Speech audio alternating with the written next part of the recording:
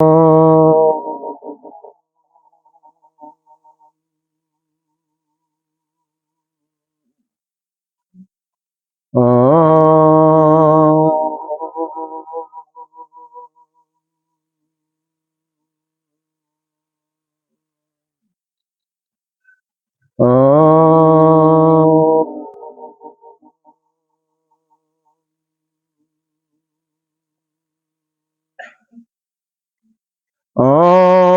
सहनावतु सहनो भुनक्तु सह वीर्यं करवावहि तेजस्विनामधीतमस्तु मा विद्विषावहि। ओम शांति शांति शांति। अब यह गीता जी का पढ़ते हैं, 4 पेज पर है। हाँ। ओम पार्थाय प्रतिबोधितां भगवता नारायणेन स्वयं व्यासेन ग्रथितां पुराणमुनिना मध्ये महाभारतम् अद्वैतायमृतवर्षिणीं भगवतीम् अष्टादशाध्यायिनीम् अम्ब नाम अनुसंदधामि भगवद्गीते भवद्गीतेश्वरि नमस्तुते व्यास विशालबुद्धे फुल्लारविन्दाय भद्रनीत येन तया भारततैलपूर्णो प्रज्वलितो ज्ञानमयो प्रदीप प्रपन्न पारिजाताय स्तोत्रगीतज्ञबाणै ज्ञानमोदाय कृष्णाय गीतामृतदुहे नमः। शरभोपनिषदो गावो दुर्गा गोपालनन्दन भार्गो वत्स सुधीरभोक्ता दुग्धं गीतामृतं महतम् वसुतं देवं कंसचारूढमर्दनं देवकी परमानन्दं केशवं वन्दे जगद्गुरुं भीष्मदोरतटा जला गान्धारनीलोत्पला शैलग्राहवती कृपेण वहनीकरणेन लीलाकु अस्वस्थामविकलघोरमकरा दुर्योधनावर्तिनी चोदीरा खलु पाण्डैरणनदी कैवर्तकः केशव पाराशर्यवचः सरोजममलं गीतार्धगन्धोद्गटम् नानाख्यानककेशरं हरिकथा सम्बोधनबोधितम् लोके सज्जन शठपदैरहरः पीयमानं मुदा भूयात् भारत पंकजं कलिमलि प्रशंसिनास्यसि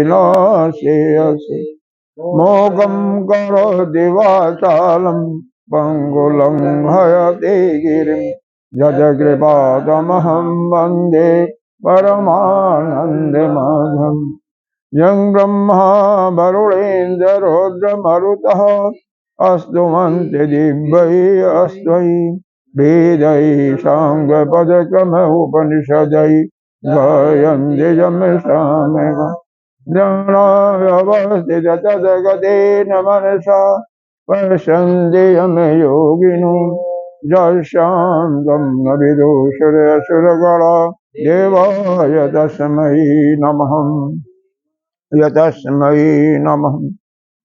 सच्चिदानन्दरूपाय विश्वोत्पत्त्यादिहेतवे तापत्रयविनाशाय श्रीकृष्णाय वयं नमः।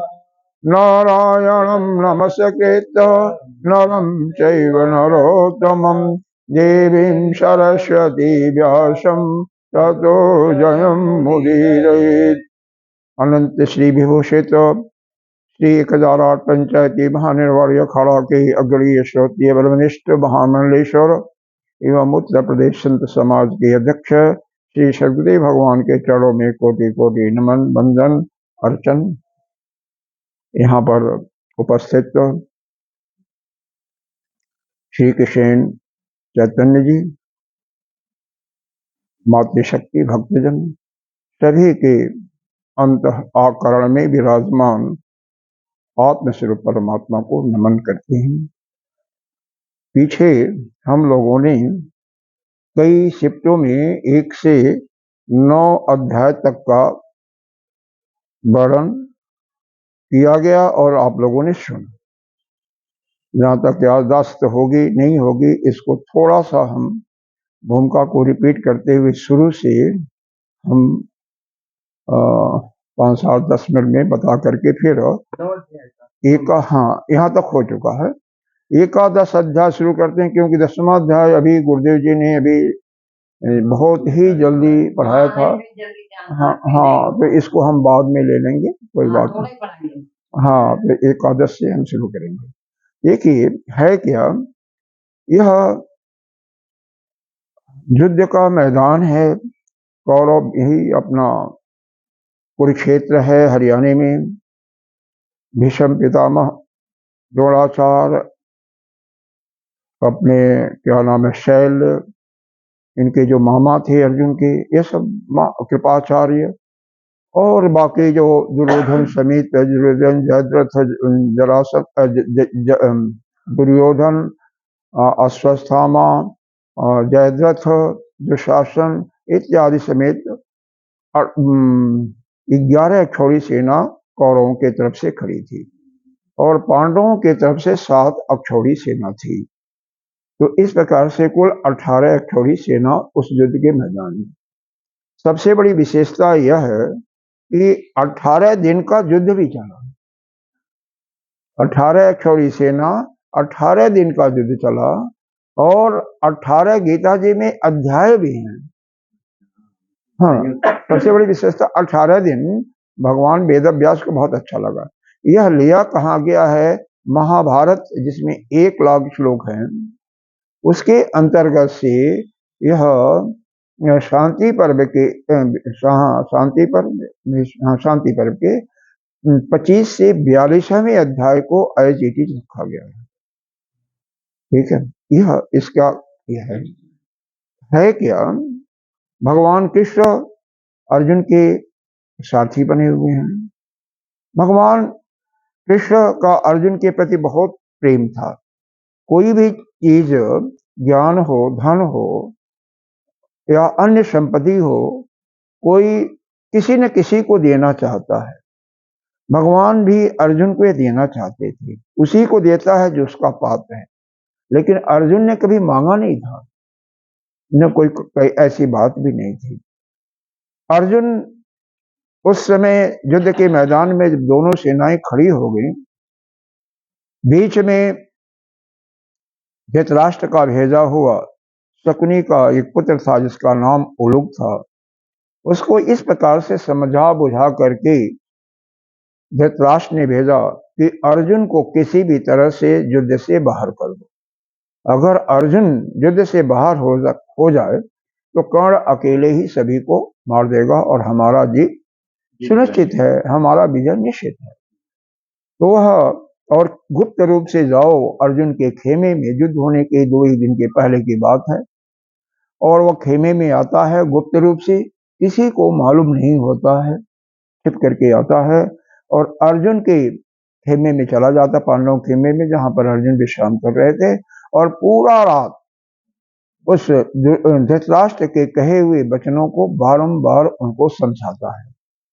बात यही था कि अर्जुन को चूंकि युद्ध के मैदान से बाहर करना था, तो विशेष रूप से बताया कि यह द्रोणाचार्य जी, जिनसे आपने किशोरावस्था से युद्ध विद्या की शिक्षा ली और अन्य प्रकार की शिक्षाओं को, राजनीति की नीति विद्या की सीख ली, अर्थ विद्या उनसे सीखा, सब कुछ आपने ज्ञान प्राप्त किया। कृपाचार्य जो है आपके कुल गुरु हैं, तो उनसे कैसे आप युद्ध में सामना करो, कैसे उनको मारोगे। तीसरी बात, भीष्म पितामह जो हैं वह तुम्हारे दादाजी हैं, उन्होंने तुम्हें हाथ गोद में खिलाया है, तुम्हें बचपन में तुम्हारे मुंह में ग्रास डाला है, खिलाया भी है, खिलाया भी है और खिलाया भी है, दोनों बातें हैं। और उनकी माती तुम्हारे ऊपर कृपा भी है। सबसे ज्यादा प्रेम भीष्म पितामह का था तो अर्जुन के प्रति था, इसलिए कि जो जिस क्षेत्र में कुशल होता है उसी क्षेत्र में दूसरा भी होता है, वह कुशल है, तो उससे प्रेम ऑटोमेटिक हो जाता है। जैसे समवयस्क एक आयु में आपस में लोगों का प्रेम हो जाता है, इसी प्रकार से या तो विपरीत सेक्स में होता है, नहीं तो आपस में अगर सेम आयु का जो 1 साल के अंतर है, एक कास्ट के हैं या एक धर्म वाले हैं, तो आपस में प्रेम हो जाएगा। विदेश में जाइएगा तो पूरे एशिया वाले आपस आपको प्रेम करेंगे, क्योंकि यह आप एशिया के हैं। भारत के तो कहीं किसी कोने से होगा, वो प्रेम करेगा। पाकिस्तान अपना आपको भाई ही मानेगा। हाँ, एक छोटा सा मैं दृष्टांत देता हूँ। वास्तव में कोई भी मुस्लिम या कोई भी पर्टिकुलर प्रांत के व्यक्ति वह अत्याचारी नहीं होते हैं। सभी कास्टों में, सभी प्रांतों में बहुत से लोग अच्छे होते हैं। कल की घटना है हमारे साथ दिल्ली से, उसमें एक फैमिली आ रही थी, मुस्लिम फैमिली, मुस्लिम मुस्लिम थे, मालूम नहीं हो रहा था मुस्लिम, लेकिन मुस्लिम थे। उन्होंने नमाज पढ़ा, दो बार ट्रेन में 2 बार नमाज पढ़ा, तो मेरे को मालूम हुआ कि नहीं, क्योंकि बुर्का वगैरह उनकी स्त्रियां नहीं पहनी हुई थी। हाँ, वैसे थी सिंपल, लड़कियां भी वैसे ही थी। लेकिन उन्होंने, उनका जो व्यवहार था, मतलब वहीं पर एक और भी थे, मतलब जो कि हिंदू अपने महिला थी, लेकिन उनका व्यवहार, उनके व्यवहार में बहुत अंतर था। वह अपने, मेरे को तो आत्म अपना समझा, और सुबह वो मुस्लिम, और क्या, बहुत अच्छा तो व्यवहार किया ही, और फिर सामान ले जाने के लिए बच्चे को भेजा, उतरवाया, मतलब कितना उनका प्रेम। तो सभी, हमारे कहने का अभिप्राय है, किसी भी जाति में, किसी भी प्रांत में, हम कहते हैं ना अमुक लोग हैं, इस प्रांत के हैं, ये बदमाशी होंगे, सभी लोग नहीं होते। हाँ, सभी लोग नहीं होते। इतना मान सकते हो कि ज्यादा लोग बदमाश होते हैं, लेकिन सभी लोग एक जैसे नहीं होते हैं। हिंदू में भी बड़े बदमाश होते हैं, कुछ होते हैं वहां पर ज्यादा बदमाश होते हैं, यह मानना ठीक है, लेकिन सभी को कहिए तो ठीक नहीं। दिल्ली के थे? नहीं थे, बॉम्बे के थे। दिल्ली गए थे, मनाली गए थे, कुल्लू मनाली गए थे घूमने के लिए। लेकिन बहुत सुंदर व्यवहार, हर प्रकार से। उन्होंने स्कूल खोला हुआ, पता नहीं क्या नाम बताया था, कोई क्रिश्चियन नाम है, बहुत ही सब।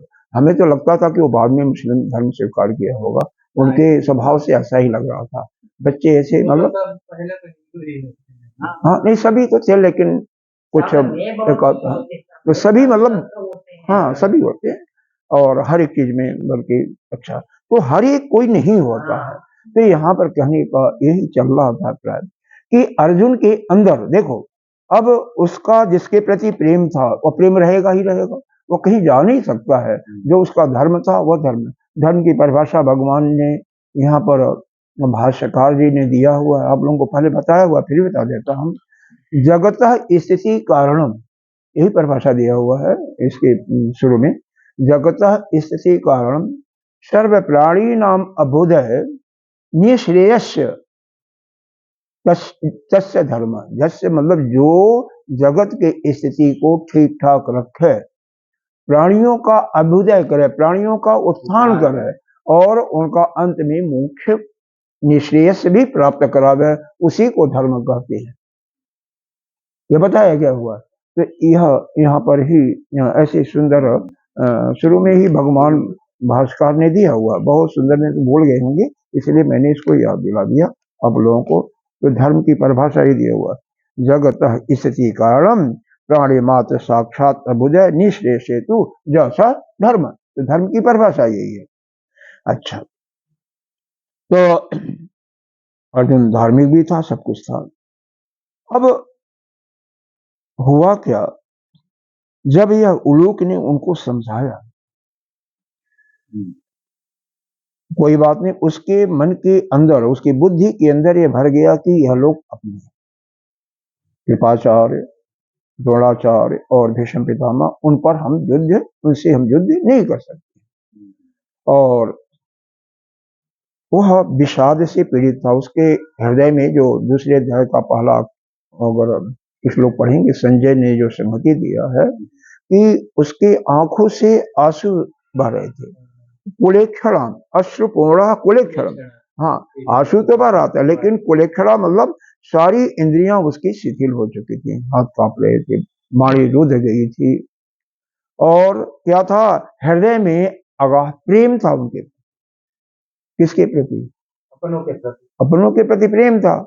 और साथ ही साथ मन में विषाद हो गया था कि उनको हम कैसे, वो हमारे भाई है, किसको मारे, हमारे अपने ही। हाँ, एक तीसरा तर्क और उसने भगवान को दिया था कि हम सारे क्षत्रियों का नाश होने के बाद जो पुरुष तो सब मर जाएंगे, युद्ध में मारे जाएंगे, चाहे कोई किसी का भी जीत हो, मेरा जीत हो, उनका जीत हो, लेकिन स्त्रियां फिर विधवा हो जाएंगी, तो बड़े संकर संतानें पैदा होंगी। यदि संतानें बड़े संकर होंगी, बड़े संकर संतानें होंगी, तो फिर उनके द्वारा दिया हुआ पिंडदान भी पूर्वज नहीं लेंगे। इसलिए हे भगवान, युद्ध करना उचित नहीं है।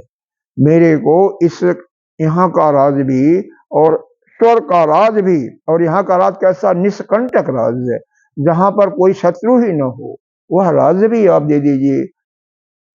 ऊपर स्वर्ग का भी राज दे दीजिए, तब भी हम जब भी भोजन करेंगे तो हमें इनके रक्त से सना हुआ ही तो भोजन मिलेगा, तो वह हम नहीं चाहते हैं। मैं उसकी अपेक्षा भिक्षा मांगना ही मैं श्रेष्ठ मानता हूँ। ठीक, यह पहले हुई। अब भगवान ने देखो, ऐसी जब घटना हुई, ये भगवान और अर्जुन का संवाद चल रहा है। अब संवाद है, पहले अध्याय में हुआ था, दूसरे अध्याय का पहला श्लोक पर 1 से 10 तक यही है। भगवान ने सोचा इसको ज्ञान तो देना है, तो इसने कहता है, क्या अर्जुन कहता है, हे प्रभु, पहले तो मैं देखूं कि किससे मेरे को युद्ध करना है, कौन मेरे सामने खड़ा है। हाँ, हमारे सामने कौन खड़ा है, कौन मेरे से लड़ने के लिए तैयार है। भगवान चाहते तो दुर्योधन जहां खड़ा था, जहां जयद्रथ खड़ा था, जहां दुशासन खड़ा था, वहां पर रथ खड़ा कर देते, तो यह ज्ञान हम लोगों को नहीं मिलता, अर्जुन को भी यह ज्ञान नहीं दिया जाता। लेकिन भगवान को तो ज्ञान देना था, ज्ञान देना था। भगवान कहाँ खड़ा करते हैं, जहां पर द्रोणाचार्य जी हैं, भीष्म पितामह हैं, कृपाचार्य हैं, इनके शैल मामा भी हैं, मतलब इनके जो प्रिय लोग हैं वही खड़े थे, वहीं पर युद्ध वहां पर खड़ा किया। इसने तो यह नहीं कहा था कि उनके सामने खड़ा करो, लेकिन भगवान जानबूझ करके वहां पर फिर यह इस प्रकार से कहता है कि मैं युद्ध नहीं करूंगा, क्योंकि वह सब हमारे अपने हैं, और कौरव के जो भाई हैं वो भी तो हमारे भाई हैं, 100 भाई हमारे भाई हैं, तो हम उनसे युद्ध नहीं करूंगा, और उनसे जो राज्य मिलेगा, रक्त का, उनके रक्त का सना हुआ, अपना गांडी धनुष रख देता है, ऐसी बात होती है। भगवान चुपचाप सुन रहे थे उसका पूरा ज्ञान। हाँ, फिर मुस्कुराते हैं भगवान। भगवान ने वहां पर गाली वगैरह दिया था, हम पूरा तो उसको नहीं कहेंगे, कैलव्य कहा है, कैलव्य शब्द भी कहा है, वह हाँ कायर भी बोले हैं, कृपण बोले हैं, बहुत चीजें कहा वैसे। लेकिन आगे चल करके भगवान ने 20 श्लोकों में सांख्य योग को प्रतिपादित किया, दूसरे अध्याय में सांख्य योग कर दिया। और पहली विशेषता है कि यहाँ पर जितने भी अध्याय हैं सभी में योग शब्द आया है। जैसे पहला अध्याय का नाम है अर्जुन विषाद योग, अर्जुन को विषाद हुआ था तो अर्जुन विषाद योग दिया। अब पहला, अगर इस पूरे गीता का पहला और अंतिम श्लोक लें तो यहाँ पर पहला श्लोक है, धर्म क्षेत्रे कुरुक्षेत्रे समवेता जुजुस्व माम का पांडवैश्य किम अकुर्यत संजय। हे संजय, मेरे और पांडव के पुत्रों ने क्या किया था, क्या किया। पहला तो हाँ, पहला है धर्म, पहला शब्द है धर्म, अंतिम शब्द आता है मम। वहां पर क्या है, जत्र योगेश्वर केशव, अंतिम श्लोक है, जत्र योगेश्वर केशव जत्र पार्थो धनुर्धर तस्य श्री विजयो भूति नीतिर मतिर मम। यह मेरा मम है, तो वहां पर मम आता है। इसका मतलब मम और धर्म को लीजिए तो धर्म मम, मम धर्म कर दीजिए, यह मेरा धर्म, यह हमारा धर्म क्या है, हमारा कर्तव्य क्या है, इसको सिखाता है गीता जी। गीता जी इन 700 श्लोकों में हमें अपने धर्म का के बारे में अवगत कराती है। हाँ, श्लोक से अंतिम अध्याय क्या है? मोक्ष योग। मोक्ष योग है अंतिम योग है, दूसरा सांख्य योग है, तीसरा कर्म योग है। इस प्रकार से हर एक अध्याय जो है योग शब्द है। अब विषाद का मतलब क्या हुआ? अपने उसके अंदर जो पीड़ा थी वह भगवान को बता दी, भगवान से जोड़ दिया। तो अगर आप अपने विषाद को, अपने हृदय की पीड़ा को उस अपने आराध्य से जोड़ दीजिएगा तो वह उसको अपना करके आपको मोक्ष दिलाएगा। भगवान ने अंत में 18 अध्यायों में वर्णन करते हुए उसको मोक्ष को प्रदान करते हैं। पहले ज्ञान योग देते हैं, फिर कर्म योग के बारे में बताते हैं, फिर ज्ञान तीसरे अध्याय में कर्म योग के बारे, कर्म कैसे करना चाहिए उसमें बताया है कि देवता और आप लोग परस्पर मिल करके काम कीजिए।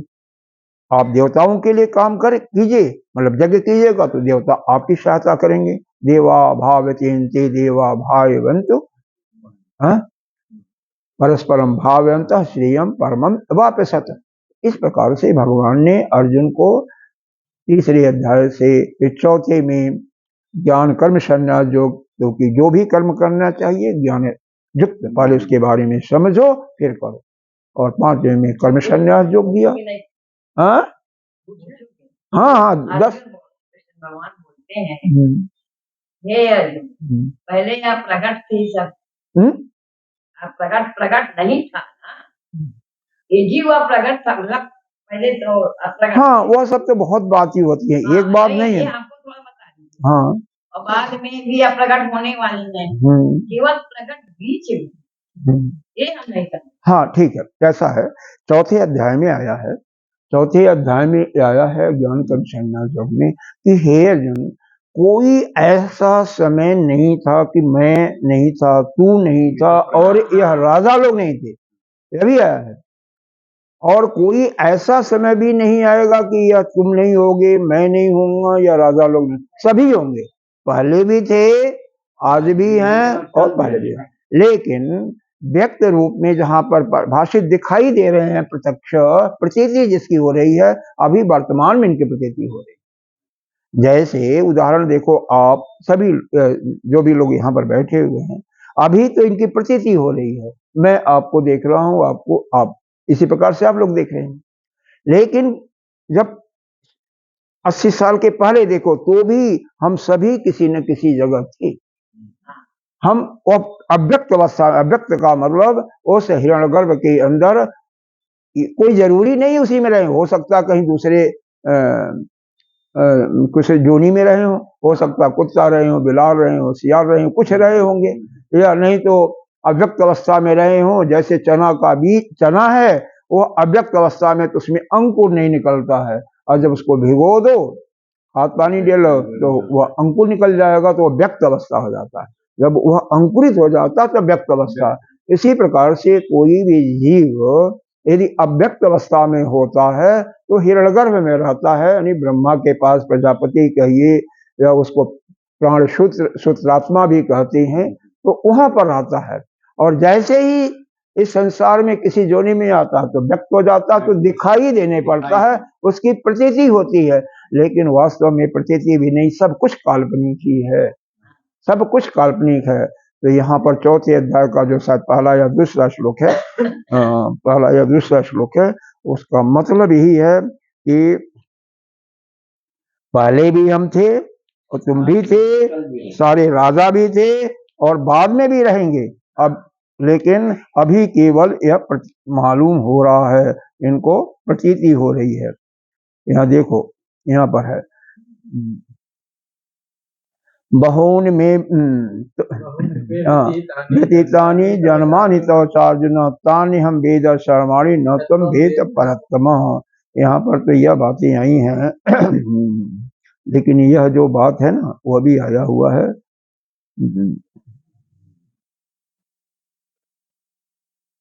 इस अध्ययन पार्टी में तो नहीं है, कहीं आया हुआ जो आपने कहा है ना, वो सीधे ऐसे ही आया हुआ है जैसे मैंने बताया। श्लोक क्या है वह देखना।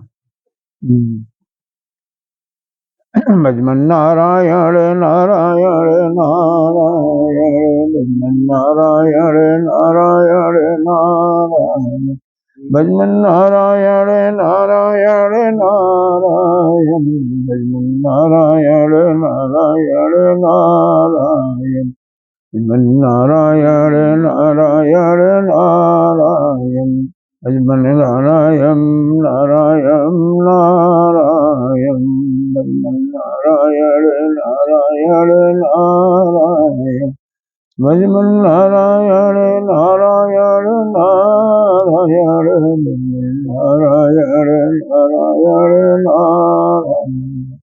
भजमन नारायण नारायण नारायण। चलिए ठीक है, इसको देखें कि कौन सा श्लोक है, लेकिन यह है बिल्कुल एज इट इज ही है, जैसा कि आपने बताया, मैंने बताया। हाँ, जान गई ना। हाँ, तो यह है, इसी में है कहीं। हाँ, कहीं न कहीं किसी न किसी रूप में रहता है।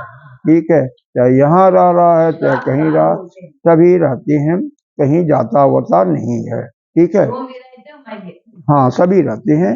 अंतर इसमें यह है कि वह अपने पिछले कर्मों को एक को जानते हैं और हम लोग नहीं जानते हैं। ठीक है, यही बात है। अच्छा, इसके बाद छठे में भगवान ने आत्म संयम योग के बारे में बता दिया, ध्यान करना चाहिए नियमित रूप से। उसी इसीलिए उसका नाम दिया आत्म संयम योग। मतलब हर एक अध्याय का नाम किया दिया आत्म संयम योग। छठे अध्याय में भगवान ने योग की परिभाषा भी दिया, बहुत सुंदर दिया। तम विद्यात दुख संयोगात वियोगम योग संगीतम। मतलब जहां जहां से आपको विषाद हो रहा है, आपको दुख हो रहा है, वह वहां से अपने को तुम अलग कर लो। मतलब जिस संबंध के कारण धन से दुख हो रहा, तो धन से आप अपने को अलग कर दो। धन तो वही रहेगा, लेकिन आप अपने को अलग कर दो। यदि आपको दुख हो रहा है अपने बच्चों से, तो बच्चों से अलग हो जाओ, रहो भी साथ, लेकिन अपने को अलग कर दो। उनके मन के अंदर कोई भी उनके प्रति प्रेम या द्वेष रखो ही मत, बिल्कुल अलग हो जाओ। किसी से भी, अपने किसी संबंधी से, रिश्तेदार से यदि आपको दुख महसूस हो रहा, तो उससे भी अपने को अलग कर दो, अलग करते जाओ बार बार। हाँ, तो हाँ, तो 1 से 6 अध्याय तक का हम कर्म योग कहते हैं। इसमें नहीं होंगे तो सुखी दुखी होगा। हाँ, बस इसीलिए जो नहीं अपने को अलग करेगा वो दुखी होगा, शोक करेगा, बस सीधी बात है। अच्छा, सीधी सी बात है। किसी को अगर आत्यंतिक सुख की प्राप्ति करना है, तो उसको संसार में संबंध कम से कम बनाने हैं। हाँ, सही बात। हाँ, देखो भगवान राम के दो ही मित्र थे। एक कौन था? सुग्रीव था, उसको बनाया था। दूसरा मित्र बनाए थे विभीषण को, और कोई भी मित्र उनका नहीं बना। भगवान कृष्ण को लो, दो ही थे। भगवान कृष्ण के एक सुदामा थे बचपन के, जो गुरुकुल के थे, और दूसरे मित्र थे उनके उद्धव जी, जो उन्हीं के वंश में थे, जो बृहस्पति के शिष्य थे। किसी से संबंध मत रखो। संबंध रखो भी तो वह जो कहता है उसको दूसरे कान से निकाल दो। नहीं रख, उसे भी कोई नहीं रखना चाहता है, लेकिन ऐसा है ना, देखो ऐसा है। हाँ, ऐसा थोड़ा सा देखो, उसको अपने मन में नोट कर लिया करो, क्योंकि फिर बाद में भंग रहेगा ना। एक नोट कर लिया करो, अपने इकट्ठा कर लिया करो, उस फिर तारतम्य टूट जाता है ना, तारतम्य टूट जाता है। हम दूसरे लाइन पर जैसे गाड़ी का गियर बदलते हैं ना, तो गियर चेंज हो जाता है, तो वह जहाँ कथा चल रही थी वहां से हम अलग हो जाते हैं। तो पहले से 6 अध्याय के बारे में भगवान ने यह कर्म कैसे करना चाहिए, वह पहले कर्म करना चाहिए और जानबूझ करके ज्ञान पूर्वक करना चाहिए। और जब आत्मन एव आत्मन तुष्ट, आत्मा में ही वहां पर तुष्ट हो जा, तृप्ति भी हो जा, और संतुष्टि भी हो जाए, मतलब वही आत्मा आत्मा से कीड़ा करे, आत्मा भी संतुष्ट। और आत्म यह तो 5वें अध्याय का कोई श्लोक है। तो और उसी में संतुष्टि मिल जाए, उसी में पूर्ति भी हो जाए, उसी में आपको आनंद भी आए, तो समझ लो फिर अब कर्म करने की जरूरत नहीं है, तो ज्ञान के पथ पर चले जाओ। तो बाकी इसमें जो अपने ज्ञान मार्ग का है उसके हिसाब से तत्त्वमसि जो महावाक्य है, इसमें त्वम पद का शोधन इस पहले से 6 अध्याय में होता है। और 7वें से लेकर के 12वें तक भगवान ने उपासना का मार्ग बताया है। भक्ति कैसे करनी चाहिए, भक्ति के लक्षण क्या हैं, जो भक्त परम भक्त हो जाता है उसके लक्षण क्या है, यह सब चर्चा की गई है 12वें अध्याय में बताया हुआ।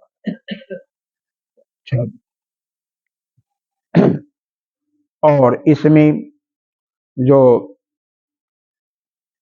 तत्पद का शोधन हुआ है, देखो तत्त्वमसि में तत् शब्द है पहला, दूसरा त्वम शब्द है और तीसरा असि शब्द है। तो त्वम पद का शोधन बीच में से उसके पहले 6 अध्याय में हुआ है, तत्पद का शोधन 7वें से 12वें अध्याय में हुआ है, और असि शब्द का जो शोधन है 13वें से 18वें अध्याय में हुआ। और 13वें से 18वां अध्याय जो है ज्ञान योग को प्रतिपादित करना है। वैसे गीता जी दूसरे अध्याय में पूर्ण रूप से समाप्त हो गई थी। भगवान ने 72वें श्लोक में एक कहा था, एषः ब्राह्मी स्थिति पार्थ नैनम प्राप्य विमुह्यति। हाँ, स्थित्वा अस्याम अंतकालेपि ब्रह्म निर्वाणम वृक्षते।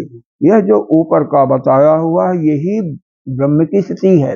इसी स्थिति में और कोई भी प्राप्त करके इससे मोहित नहीं होता है। तुम मरने के समय में भी इस स्थिति को प्राप्त कर लो या इसमें स्थित हो जाओ तो तुम्हें निर्वाण की यानी मोक्ष की प्राप्ति हो ही जाएगी। तुम्हारा कभी भी जन्म लेना आना जाना सब बंद हो जाएगा। तो यह जो दूसरे अध्याय का 71 श्लोक तक है उसी में सब कुछ ज्ञान दे दिया था। लेकिन चूंकि अब देखो, अब अर्जुन के अंदर से मोह प्रकट भी नहीं हुआ था कि वह यह स्वीकारा नहीं कि मेरे को मोह हुआ है। शोक हुआ है यह तो स्वीकारा, लेकिन मोह नहीं स्वीकारा। अब यह जो 11वां अध्याय है, 11वां अध्याय क्या है, 10वां अध्याय क्या है, 6ठे अध्याय में एक श्लोक आया है, सर्वभूतस्थ आत्मानम सर्वभूतानि च आत्मनि इक्षते योग युक्तात्मा सर्वत्र समदर्शनम।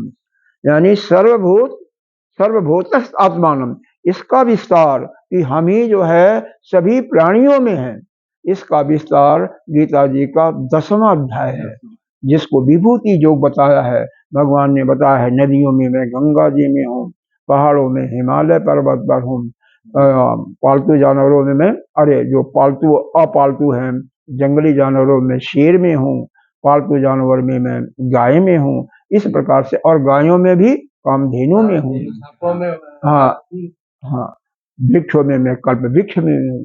तो इस प्रकार, हाँ ठीक है, वृक्षाणाम। तो इस प्रकार से यह विभूति यानी भगवान के ऐश्वर्यों की चर्चा यहाँ पर की गई। ठीक है। अब सर्वभूतानि च आत्मनि, इसका विश्लेषण 11वां अध्याय ही है कि सभी प्राणी हमारे ही अंदर है, हमारी आत्मा सभी के आत्मा के अंदर है। यह तो 10वां अध्याय हो गया विभूति जो, और सबकी आत्मा हमारे अंदर है, यह 11वां अध्याय।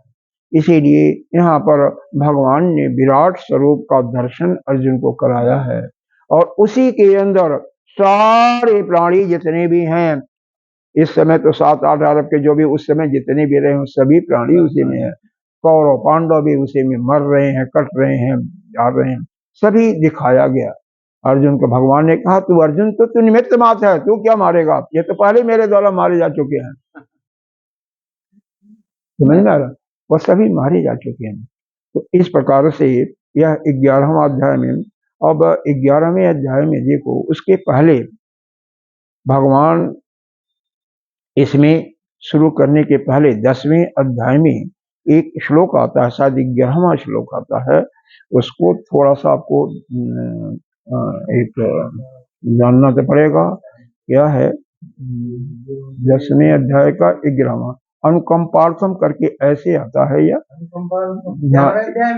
10वें अध्याय में 11वां श्लोक है। इस श्लोक तो मेरे को याद है, देखो मैं पढ़ता हूँ, यहाँ तो पेजेस मिल जाते हैं। तेषाम अनुकंपार्थम अहम ज्ञानजम तमः नाश्याम आत्मभावस्तो ज्ञान दीपेन भास्वतः। यहाँ पर भगवान ने अनुकंपार्थ शब्द का यूज किया है। अब हमारे बताने का यह क्यों हमने बताया कि इसका अर्थ और 11वें अध्याय का जो पहला शब्द है उसका दोनों का एक ही है, थोड़ा थोड़ा अंतर है। इसलिए क्योंकि 11वें अध्याय का पहला श्लोक देखो तो यहाँ पर यह नहीं है ना, सबसे बड़ी बात है कि हाँ क्या है, मद अनुग्रहाय परमम गुह्य आध्यात्म संगीतम जत्योक्तम बचस्तेन मोहो अयम विगतो मम। यहाँ पर अर्जुन ने स्वीकार किया कि जो मेरे अंदर मोह था वह नष्ट हो गया, लेकिन नष्ट हो गया, नष्ट नहीं, विगतो मम, चला गया।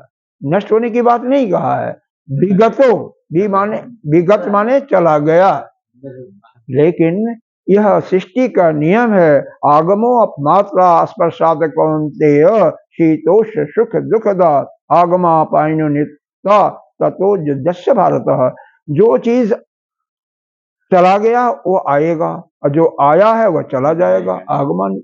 इसलिए भगवान ने यह समझ गए कि अभी, अब देखो 1 से 10 अध्याय तक इसने स्वीकार ही नहीं किया कि मेरे अंदर मोह।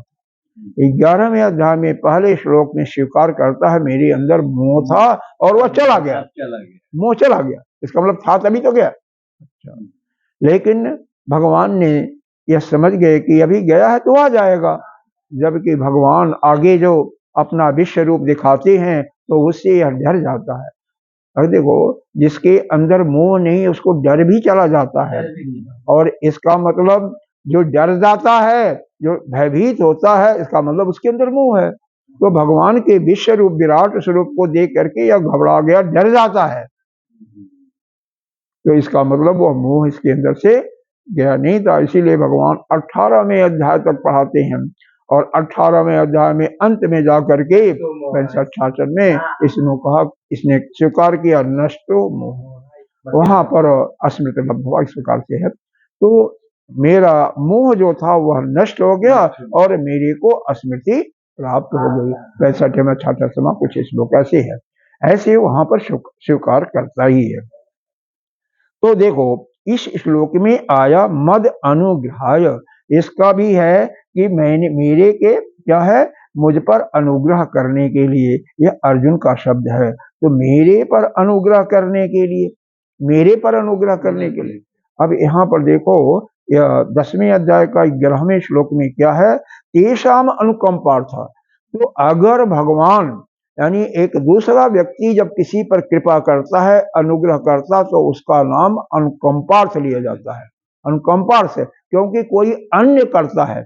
अब भगवान यहाँ पर अर्जुन को ज्ञान देना चाहते हैं तो इसलिए उस पर अनुकंपा कर रहे हैं, और वही यहाँ पर एक दूसरा जो है, जो कृपा अनुग्रह ले रहा है, वह कहेगा तो उसको हम अनुग्रह करते हैं कि मेरे अनुग्रह के लिए, मेरे पर कृपा करने के लिए परमम गुह्यम। अब यहाँ पर गुह्यम बहुत गंभीर गंभीर शब्द हैं। हाँ, गुह्य, देखो गुह्य, गुह्यतर और गुह्यतम, यह 3 शब्द होते हैं। गुह्य का मतलब जो होता है, जैसे हमारा कर्म कांड होता है ना, तो कर्म कांड के द्वारा जो कर्म करता है, कर्म कांड करता है, तो उसका अमुक अमुक काम करने से अमुक अमुक योनि की प्राप्ति होती है, जो कर्म कांड लोग ब्राह्मण बताते हैं, तो उसको हम कहते हैं गुह्य। और गुह्यतर, जब हम उपासना करने लगते हैं उस कर्म कांड को छोड़ करके, इसके पहले आप समझ लो पूरे जो हमारे 4 वेद हैं, वेद में 1 लाख श्लोक हैं, अरे मंत्र हैं। 1 लाख मंत्रों में से 80 लाख मंत्र केवल कर्म कांड के हैं, 80 लाख। 16,000 मंत्र उपासना के हैं और 4,000 मंत्र ज्ञान के हैं, जो कि 108 उपनिषद हमें प्राप्त हुए हैं। तो 108 उपनिषद मान लीजिए, उससे ज्यादा भी हो सकते हैं, लेकिन 108 उपनिषद नॉलेज में आते हैं। तो उन 108 उपनिषदों में, उसमें से 10 उपनिषदों पर बड़े बड़े संतों ने टीका लिखा हुआ है, जैसे स्वामी रामानुजाचार्य या स्वामी वल्लभाचार्य जी और स्वामी निवर्तकाचार्य जी, इस प्रकार से स्वामी शंकर आदि गुरु शंकराचार्य जी ने और कई संतों ने उस पर भाष्य और टीका लिखा हुआ, भाष्य लिखा हुआ है। इसलिए वह 10 जो उपनिषद हैं उसको सर्व रूप से सभी लोगों के द्वारा मान्यता है। हालांकि जगत गुरु शंकराचार्य जी को छोड़ करके बाकी जो 6 आचार्य हैं वह भी हमारे आस्तिक आचार्य हैं, 5 हैं। एक तो शंकराचार्य जी हो गया, शंकराचार्य जी हो गए, बाकी वह अन्य जो है 5 वह 11 पर टीका लिखे हैं। लेकिन शंकराचार्य जी ने श्वेताश्वतर उपनिषद पर टीका नहीं लिखा है। टीका हमें भाष्य नहीं लिखा, भाष्य में मिलता है, लेकिन उसको हम संत लोग मानते नहीं है कि यह जगत गुरु शंकराचार्य जी का लिखा हुआ भाष्य है, और मानते हैं उनके शिष्यों का है। इसलिए उसको छोड़ करके 10 उपनिषद जो हैं जिस पर शंकराचार्य जी ने भाष्य लिखा है, बाकी अन्य संतों ने भी, जो अपने आस्तिक जितने भी आचार्य हैं उन्होंने लिखा हुआ है, तो उसको हम प्रमाण मानते हैं, तो उसको हम श्रेष्ठ मानते हैं। वह श्रेष्ठ उपनिषद, उनका नाम भी अब यहीं पर बता देता हूँ, हालांकि यहाँ पर इसका मतलब नहीं है, फिर बता देता हूँ। देखो, पहला है आपका ईशावास्य उपनिषद, आपको पढ़ा भी दिया गया है। दूसरा है केन उपनिषद, यह भी पढ़ा दिया गया है। तीसरा है कठोपनिषद, यह भी पढ़ा दिया गया है। 3 उपनिषद आपको पढ़ाए गए हैं। और इस प्रकार से अब आगे चलिए। अरे थोड़ा गुरुदेव जी हमें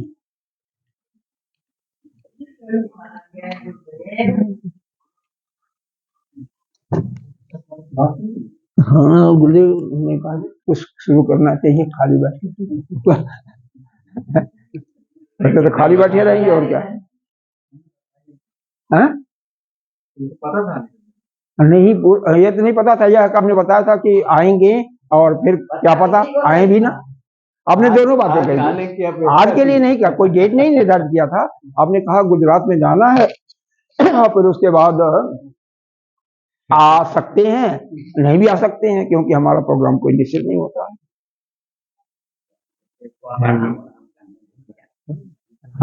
जी का स्वेटर सभी उतर जाएगा।